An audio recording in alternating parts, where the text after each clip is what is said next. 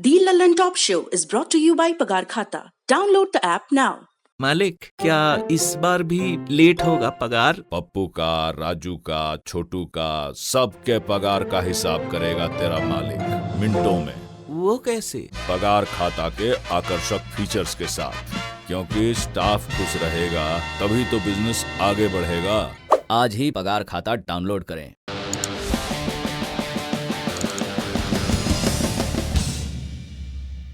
नमस्ते, मैं हूं प्रतीक्षा और आप देख रहे हैं दी लल्लन टॉप शो। कल तक दिशा रवि जिस कहानी की मुख्य किरदार थी, अब बात वहां से आगे बढ़ गई है। कहानी में नए किरदार जुड़ते जा रहे हैं, जिनमें से एक नाम निकिता जेकब का है। निकिता जेकब कहां है, ये बात तो अभी पुलिस को भी नहीं पता। बात घूम फिर कर एक वीडियो कॉल पर आती है। पुलिस ये जानने में लगी है कि उस वीडियो कॉल में कौन था। तो ऐसी क्या बात हुई उस वीडियो कॉल में? पोएटिक जस्टिस फाउंडेशन के बारे में अब क्या नया खुलासा हुआ, सब आपको विस्तार से रेशा रेशा अलग करके बताएंगे। अब किस सूबे में कांग्रेस खतरे में आ गई है, ये भी बताएंगे। मिथुन दा के बीजेपी में जाने की चर्चा क्यों है, इस पर भी बात होगी। और टीम इंडिया जीती है तो थोड़ी सी चर्चा क्रिकेट की भी करेंगे। लेकिन पहले दिन का वीडियो।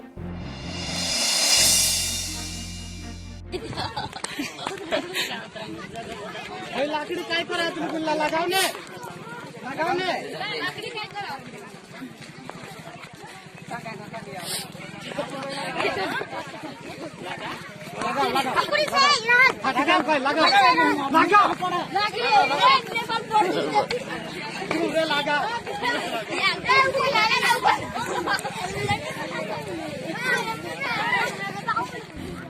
अधेड़ उम्र की महिला एक 10-12 साल के लड़के को कंधे पर रखकर दौड़ने की कोशिश कर रही है।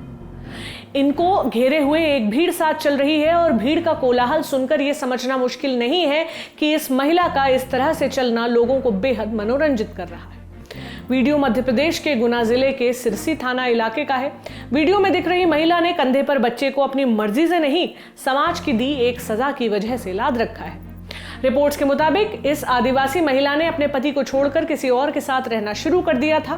कुछ दिन पहले इस महिला का पति अपने रिश्तेदारों के साथ महिला के नए घर पहुंचा और उसके साथ मारपीट की। इतने से संतुष्टि नहीं मिली तो कंधे पर लड़के को बैठाकर महिला को 3 किलोमीटर दौड़ाया गया। आरोप है कि जब महिला को गांव में घुमाया जा रहा था तब उसे लकड़ियों से पीटा भी जा रहा था। एक महिला की सरेआम पिटाई और ऐसी बर्बरतापूर्ण सजा गांव के लोगों को आनंदित कर रही थी, इसलिए महिला का बचाव करने के बजाय लोग मजे लेते दिखे, मोबाइल से वीडियो बनाते रहे। इनमें से किसी एक मोबाइल का वीडियो सोशल मीडिया पर वायरल हुआ तो 9 फरवरी की यह घटना अब हमारे सामने आई। गुना के एसपी राजीव कुमार मिश्रा के मुताबिक आदिवासी समाज में परंपरा के नाम पर महिला के साथ दुर्व्यवहार किया गया। इस मामले में महिला के पति समेत 4 लोगों के खिलाफ केस दर्ज किया गया है। 3 आरोपियों को गिरफ्तार भी किया जा चुका है। लेकिन क्या इस घटना के लिए सिर्फ 3 लोग जिम्मेदार हैं? उस समाज को क्या सजा मिलेगी जिसने पति को छोड़ने वाली महिला पर दोषारोपण कर गांव में घुमाने की सजाओं को न्यायसंगत कर दिया है? उन लोगों को क्या सजा मिलेगी जिनके सामने एक महिला की गरिमा से खिलवाड़ हो रहा था और उनकी नजरों में शर्म के बजाय फूहड़ हंसी थी? कितने ऐसे मामले आते हैं जब किसी से प्रेम करने या किसी के साथ रिश्ता बनाने की सजा के तौर पर महिलाओं के चेहरे पर कालिक पोत दी जाती है, निर्वस्त्र कर दिया जाता है, गले में जूतों की माला पहनाकर परेड कराई जाती है। क्यों नहीं कभी ऐसा वीडियो आता जिसमें पत्नी को छोड़ने वाले पति को सजा दी जा रही हो? कितने साल और लगेंगे हमें ये समझने में कि महिलाएं भी अपनी मर्जी से फैसले ले सकती हैं। देश का संविधान उनको ये हक देता है और अगर कुछ गलत करें तो कानून संगत सजा देने के लिए देश में कोर्ट्स हैं। किसी को ये हक नहीं है कि पति को छोड़ने वाली महिला को लकड़ियां मारते हुए गांव में घुमाया जाए। रिवायतों और परंपराओं की दुहाई देकर इस तरह के कृत्यों पर मजे लेने वाले समाज के ठेकेदारों के चंगुल से बाहर निकलिए। अब चलते हैं आज की सुर्खियों पर। पहली सुर्खी मध्य प्रदेश से है। एमपी के सीधी जिले में बस नहर में गिरने से बड़ा हादसा हो गया जिसमें करीब 40 लोगों की मौत हो गई। सुबह सीधी जिले से जबलानाथ परिहार ट्रैवल्स की बस सतना के लिए रवाना हुई थी, लेकिन 80 किलोमीटर का सफर तय करने के बाद रामपुर नैकिन थाना इलाके के पटना पुल पर ड्राइवर ने नियंत्रण खो दिया और बस नहर में जा गिरी। नहर में इतना पानी था कि चश्मदीदों के मुताबिक बस गिरने के बाद पूरी तरह से ओझल हो गई थी। बस में करीब 54 लोग सवार थे। ड्राइवर समेत 7 लोगों ने तैरकर जान बचा ली। ये रिपोर्ट तैयार किए जाने तक करीब 40 लोगों के शव बाहर निकाले जा चुके हैं। बाकी लोगों की तलाश जारी है। बस में ज्यादातर स्टूडेंट्स थे जो रेलवे की परीक्षा देने जा रहे थे। मृतकों में एक 4 साल का बच्चा भी है। हादसे पर मुख्यमंत्री शिवराज सिंह चौहान का बयान सुनिए। सीधी की दुर्भाग्यपूर्ण घटना में लगातार प्रशासन से और राहत के कार्यों में लगे हुए लोगों से मेरी चर्चा हो रही है। ये मेरे लिए अत्यंत दुखद है कि लगभग 18 शव अब तक निकाले जा चुके हैं। मन बहुत व्यथित और दुखी है। लगातार वो काम जारी है। दोनों मंत्री भी तुलसीराम सिलावट जी और रामखिलावन पटेल जी रवाना हो रहे हैं। पूरा प्रशासन, collector, commissioner, IG, SP, SDRF की टीमें सभी लगे हुए हैं। हम जो बेहतर संभव है सब करने का प्रयास कर रहे हैं। इस दुखद घटना में, दुर्भाग्यपूर्ण घटना में जो हमारे भाई बहन नहीं रहे, उनके परिवार को 5 लाख रुपए की तात्कालिक सहायता, राहत प्रदान की जाएगी। पीएम मोदी ने भी इस दुर्घटना पर दुख जताते हुए हादसे में मारे गए लोगों के परिवारों को 2-2 लाख रुपए पीएम राहत कोष से देने का ऐलान किया है। हादसे की वजह को लेकर कई तरह की रिपोर्ट्स आ रही हैं। बताया जा रहा है कि बस 32+2 सीटर थी, लेकिन इसमें 50 से ज्यादा लोग सवार थे। बस को सुबह 5 बजे रवाना होना था, लेकिन 3 बजे ही रवाना हो गई थी। ट्रैफिक जाम की वजह से ड्राइवर ने रास्ता बदलकर नए रूट पर 7 किलोमीटर ले जाने के बाद भी सामने आ रही है। अफसोस, नियमों के उल्लंघन की ये बातें दर्जनों लोगों की जान जाने के बाद प्रशासन को मालूम चली हैं। अब बस का परमिट रद्द कर दिया गया है और हादसे की जांच के आदेश सरकार ने दे दिए हैं। अगली सुर्खी लद्दाख से है। लद्दाख से भारतीय सेना के जरिए अब ये तस्वीरें आई हैं। इनमें चीनी सेना अपने टेंट उखाड़ रही है। इसके पहले टैंक्स को पीछे ले जाने का वीडियो भी आया था। भारत और चीन के बीच पैंगोंग झील के दोनों किनारों पर जिस डिसएंगेजमेंट पर सहमति हुई है, ये उसी के सबूत हैं। 10 महीने से पैंगोंग लेक पर भारत और चीन की सेनाएं बिल्कुल आमने सामने खड़ी थी, लेकिन अब चीन सेना फिंगर 8 से पूर्व की तरफ रहेगी और भारत की सेना फिंगर 3 के पास रहेगी। तीसरी सुर्खी विधानसभा चुनाव से चंद रोज पहले केंद्र शासित प्रदेश पुडुचेरी की कांग्रेस सरकार खतरे में है। मंगलवार को कांग्रेस के 4 विधायकों ने इस्तीफा दे दिया, जिसके बाद सीएम नारायणसामी की सरकार अल्पमत में आ गई है। एक दिन पहले कांग्रेस के एक विधायक मलादी कृष्ण राव ने इस्तीफा दिया था। लगातार इस्तीफों के बाद सीएम ने कैबिनेट की अर्जेंट मीटिंग बुलाई है। नारायणसामी ने कहा है कि वो बहुमत साबित करने के लिए तैयार है। पुडुचेरी में 33 सदस्यीय विधानसभा है। यहाँ 30 सीटों पर चुनाव होता है, 3 नॉमिनेट होते हैं। इस्तीफों की वजह से 33 सदस्यीय विधानसभा में सत्ताधारी कांग्रेस पार्टी की ताकत अब सिर्फ 10 रह गई है। पार्टी को डीएमके के 3 और एक निर्दलीय विधायक का भी समर्थन है। इस हिसाब से जोड़ें तो अब उसके पास सिर्फ 14 विधायक ही बचे हैं। 2016 में कांग्रेस ने पुडुचेरी विधानसभा की 30 सीटों पर हुए चुनाव में से 15 सीटें जीती थी। चौथी सुर्खी बंगाल चुनाव से जुड़ी है। फिल्म अभिनेता और टीएमसी के पूर्व सांसद मिथुन चक्रवर्ती की आज आरएसएस प्रमुख मोहन भागवत के साथ एक फोटो आई है। ये फोटो मुंबई में मिथुन के घर पर उनकी मोहन भागवत से मुलाकात की है। बंगाल चुनाव से ठीक पहले इस मुलाकात के राजनीतिक मायने निकाले जा रहे हैं। कयास लगाए जा रहे हैं कि क्या मिथुन चक्रवर्ती अब बीजेपी में शामिल होने वाले हैं। हालांकि मिथुन ने कहा है कि ऐसी अटकलें मत लगाइए, अभी ऐसा कुछ भी नहीं है। उन्होंने कहा कि मोहन भागवत से उनका आध्यात्मिक कनेक्शन है। वैसे मिथुन दा राजनीति के पुराने खिलाड़ी हैं और अब तक कई राजनीतिक धाराओं से गुजर चुके हैं। जब बंगाल में लेफ्ट की सरकार थी तो वो सीपीएम के करीब माने जाते थे। 2011 में ममता बनर्जी की सरकार बनने के बाद उन्होंने अपने रास्ते बदल लिए। 2014 में टीएमसी ने मिथुन को राज्यसभा भेज दिया और शारदा चिटफंड स्कैम में नाम आने के बाद स्वास्थ्य कारण बताकर मिथुन ने राज्यसभा से इस्तीफा दे दिया था। उसके बाद से वो आरएसएस की तरफ झुकते दिखे। रिपोर्ट्स के मुताबिक 2019 में वो नागपुर में आरएसएस मुख्यालय भी गए थे। बंगाल में मिथुन की अच्छी फैन फॉलोइंग रही है और टिप्पणीकार मान रहे हैं विधानसभा चुनाव में बीजेपी इसी का फायदा लेना चाहती है। आखिरी सुर्खी क्रिकेट से है। इंग्लैंड के खिलाफ पहले टेस्ट मैच में हार का हिसाब टीम इंडिया ने बराबर कर दिया है। चेन्नई में खेले गए दूसरे टेस्ट मैच में भारत ने चौथे ही दिन इंग्लैंड को 317 रन से हरा दिया। अब 4 मैच की सीरीज 1-1 से बराबर हो गई है। पहली पारी में 329 और दूसरी पारी में 286 रन बनाने वाले भारत ने इंग्लैंड की पहली पारी 134 और दूसरी पारी 164 पर समेट दी। मैच के हीरो रहे अश्विन, जिन्होंने दूसरी पारी में शतक भी लगाया और पूरे मैच में कुल 8 विकेट लिए। सुर्खियों के बाद अब चलते हैं आज की बड़ी खबर पर। बड़ी खबर में आज फिर बात टूलकिट और इससे राष्ट्रीय सुरक्षा पर बताए जा रहे खतरे की। टूलकिट केस में 21 साल के दिशा रवि सलाखों के पीछे हैं।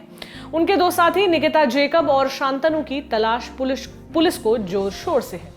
इस बीच कुछ और लोग भी हैं जिनके नाम पुलिस जांच में आए हैं। अनीता लाल और पीटर फ्रेडरिक से लेकर पोएटिक जस्टिस फाउंडेशन और एसजेएफ तक अब पुलिसिया रेडार पर है। पुलिस के मुताबिक ये पूरा मामला अब आतंकी गतिविधियों, खालिस्तानी मूवमेंट और पाकिस्तानी साजिश से जुड़ता नजर आ रहा है। तो आपको इन नए किरदारों की कहानी और इस मामले के हर अपडेट बताते हैं। सबसे पहले बात करेंगे दिशा रवि की, जिनकी गिरफ्तारी के मामले में दिल्ली महिला आयोग ने दिल्ली पुलिस को नोटिस भेज दिया है। दिल्ली महिला आयोग ने दिल्ली पुलिस से दिशा के खिलाफ दर्ज की कॉपी मांगी है और पूछा है कि क्या गिरफ्तारी के दौरान तय प्रक्रियाओं का पालन नहीं किया गया था। आयोग ने यह भी पूछा है कि गिरफ्तारी के बाद दिशा को लोकल कोर्ट में पेश क्यों नहीं किया गया, साथ ही उसे उसकी पसंद का वकील क्यों नहीं दिया गया। दिल्ली महिला आयोग की अध्यक्ष स्वाति मालीवाल ने कहा कि यदि ये गिरफ्तारी कृषि आंदोलन को समर्थन देने के चलते हुई है तो ये दुर्भाग्यपूर्ण है। हालांकि पुलिस इस गिरफ्तारी को पूरी तरह कानून संगत बता रही है। Delhi police commissioner S N Srivastava से मीडिया ने सवाल किए तो उन्होंने साफ कहा कि दिशा की गिरफ्तारी सही है और तमाम प्रक्रियाओं का पालन करते हुए की गई है। सुनिए। गिरफ्तारी की बात है। गिरफ्तारी बिल्कुल कानून के अनुसार और सारी जो प्रोसीजर को फॉलो करते हुए दिशा की गिरफ्तारी हुई है। कानून ये उसमें 22 साल की उम्र का और 50 साल की उम्र में कोई उसमें डिफरेंस नहीं करती है और हमने सारी चीज को देख लिया। उसको अंततः कोर्ट में पेश किया गया। कोर्ट में जो मेट्रोपॉलिटन मजिस्ट्रेट है उसको गिरफ्तारी को सही मानते हुए उसको पुलिस हिरासत में 5 दिन के लिए दिया। तो ये जो लोग कहते हैं कि गिरफ्तारी में कोई कमी रही है वो बिल्कुल मिथ्या है। टूलकिट केस की जांच कर रही दिल्ली पुलिस ने virtual video conferencing app zoom को एक चिट्ठी लिखी है। जूम से उन लोगों की जानकारी देने को कहा है जो उस कॉल में शामिल हुए थे, जिसमें कथित तौर पर एक्शन प्लान डिस्कस किया गया था। 11 जनवरी को हुई इस जूम कॉल में दिशा रवि, निकिता जेकब और शांतनु मुलुक शामिल हुए थे। इन तीनों के अलावा इस मीटिंग में करीब 60 से 70 लोग शामिल थे। 26 जनवरी को क्या करना है, इसी को लेकर ये मीटिंग हुई थी। अब पुलिस जूम से इन्हीं 60-70 लोगों की जानकारी मांग रही है। लेकिन ये 60-70 लोग एक प्लेटफॉर्म पर आए कैसे? कौन इन लोगों को अपने साथ जोड़ रहा था? बार बार पुलिस जिस खालिस्तानी एंगल की बात कह रही है वो भी आपको बताएंगे, लेकिन इस सबको समझने के लिए साइबर सेल के जॉइंट सीपी प्रेमनाथ का ये बयान देखिए। जांच में यह भी बात निकल के आई कि खालिस्तानी समर्थित संगठन पोएटिक जस्टिस फॉर फाउंडेशन के एमओ धालीवाल ने अपने कनाडा में रह रही सहयोगी पुनीत के जरिए निकिता जेकब से संपर्क किया और मकसद था कि रिपब्लिक डे के दिन ग्लोबल डे ऑफ एक्शन करना और उससे पहले और बाद में ट्वीट स्टॉर्म और डिजिटल स्ट्राइक करना। इस पूरी बात में पुलिस ने बार बार 2 लोगों और एक संगठन का नाम लिया है। संगठन का नाम है पोएटिक जस्टिस फाउंडेशन। इस संगठन की लीडरशिप एमओ धालीवाल नाम के एक शख्स के पास है, जिसने अपने सहयोगी पुनीत के जरिए दिशा रवि से संपर्क किया था। पुनीत ने ही निकिता जेकब से भी संपर्क किया था।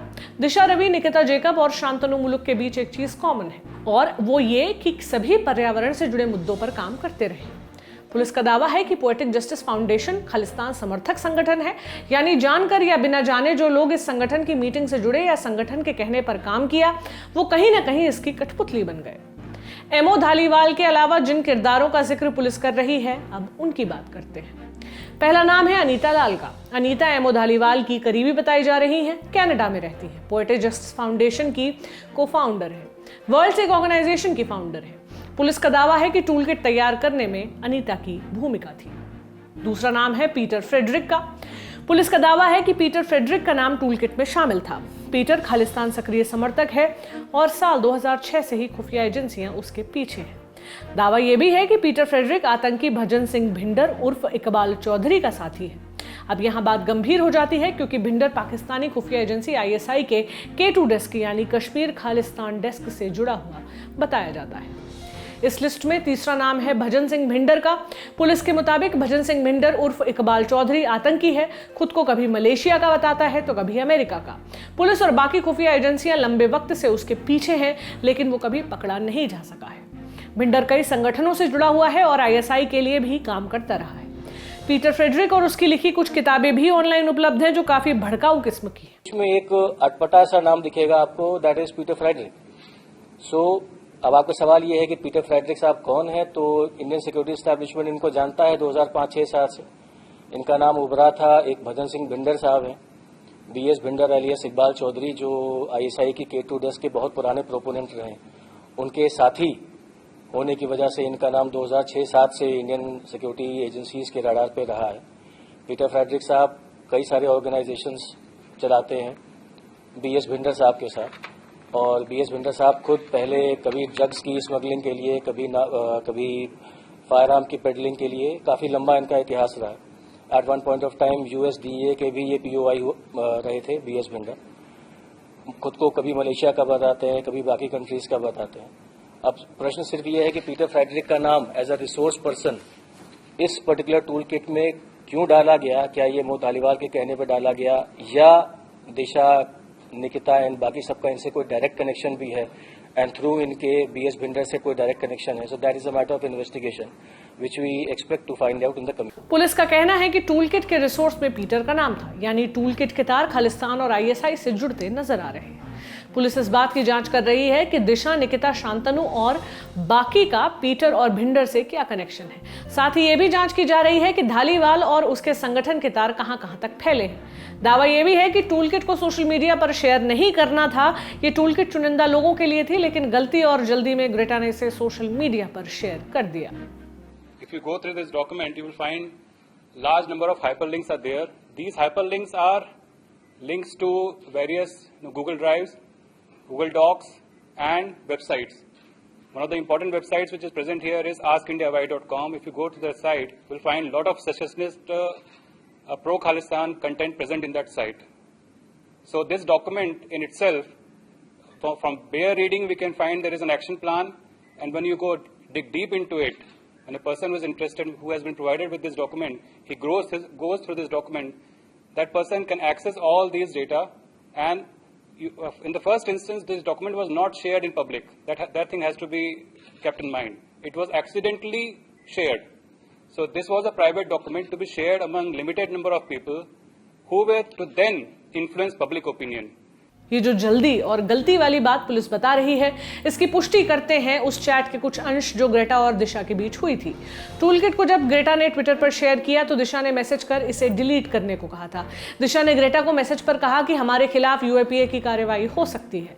उन्होंने ये भी कहा कि वो वकीलों से बात करेंगी। ग्रेटा को दिशा आश्वासन दिलाती है कि इस मामले में उनका नाम बेदाग रहेगा।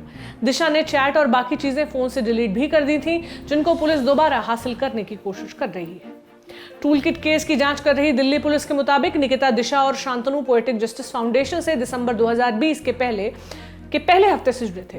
दिशा ने 6 दिसंबर को व्हाट्सएप ग्रुप बनाया था। पुलिस ने व्हाट्सएप से जानकारी मांगी है कि इस ग्रुप में कौन कौन से लोग जुड़े हुए थे। अब पुलिस निकिता और शांतनु की तलाश में छापेमारी कर रही है। पीटर फ्रेडरिक से लेकर भजन सिंह भिंडर तक और धालीवाल से लेकर पुनीत और अनीता तक की जानकारियां जुटा रही है, ताकि इस टूलकिट केस का हर तार खंगाला जा सके, हर तरफ पढ़ा जा सके। दूसरी तरफ देश में इस मुद्दे पर राजनीति भी जमकर हो रही है। देखिए ये बयान। तरीके से चाहे दिशा का हो, इन बेटी जो छोटी है उसकी गिरफ्तारी की बात हो, जो छात्र है अभी, मैं उसकी निंदा करता हूं और सरकार से कहना चाहता हूं, बदले की भावना में इतना न गिर जाए कि कोई भी आवाज जो उसके खिलाफ किसानों के समर्थन में उतरे उसे जेल के सीक्षों में डाल दिया जाए। ऐसा लोकतांत्रिक देश में नहीं होता जहां अभिव्यक्ति की आज़ादी है। ऐसा तो वहां होता है जहां तानाशाह रहते हैं। विपक्ष के बयान आए और बीजेपी के नेता खामोश रह जाएं, भला ऐसा कैसे हो सकता है। गिरिराज सिंह ने ट्वीट किया और लिखा कि देश पर आतंकी हमला करने वाले अजमल कसाब की उम्र क्या थी। विपक्ष को सत्ता की इतनी भूख नहीं होनी चाहिए कि वो देश तोड़ने वालों के समर्थन में उतर जाए। तो कुल मिलाकर इस मुद्दे पर पुलिस और कानून अपना काम कर रहे हैं। इस मुद्दे पर सोशल मीडिया पर भी बहस गर्म है। जो भी अपडेट आएगा हम आप तक जरूर लाएंगे। आज के दी लल्लन टॉप शो में बस इतना ही। जाने से पहले आपसे एक निवेदन, हमारी नई पेशकश ऑर्डिनरी शो इस दुनिया को औरतों की नजर से देखने की, उनकी बात करने की हमारी एक पहल। देखने के लिए ऑर्डिनरी के फेसबुक या यूट्यूब जाइए, वहां ताजा शो आपको अपलोड मिलेगा सोमवार से शुक्रवार रात 9 बजे। शुक्रिया। विचंटिंग के मामले साल दर साल घटते दिखते हैं। जाहिर है एक समाज के तौर पर हमारे कानून जैसे इवॉल्व होते हैं, जैसे जैसे हम खुद शिक्षित होते हैं, इस तरह की मान्यताओं से दूर जाते हैं। मगर हमें सिर्फ लगता है कि हम दूर चले गए हैं, जबकि हमारी कुरीतियां महज अपना रूप बदलती हैं, खासकर तब जब मसला औरत की यौनिकता का हो। ज्यादा दूर जाने की जरूरत नहीं है। बीते दिनों रियाना और मियां खलीफा को किसान आंदोलन के सपोर्ट में ट्वीट करने पर क्या क्या कहा गया, ये दोहराने की जरूरत नहीं है। चाहे वो दीपिका पादुकोण हो, प्रियंका चोपड़ा हो, स्वरा भास्कर, तापसी पन्नू, कोई महिला कॉमेडियन हो या आपके और मेरे जैसी कोई आम लड़की। सब कुछ आजमाया और तब मैंने माना कि सिर्फ सच्ची सहेली ही है महिलाओं के उन मुश्किल दिनों की हर समस्या, जैसे कठिन दर्द, अनियमितता, खून की कमी, थकान व कमजोरी जैसी सभी प्रॉब्लम्स के लिए नंबर 1 औषधि एवं टॉनिक। सच्ची सहेली, महिलाओं के लिए सबसे भरोसेमंद औषधि एवं टॉनिक।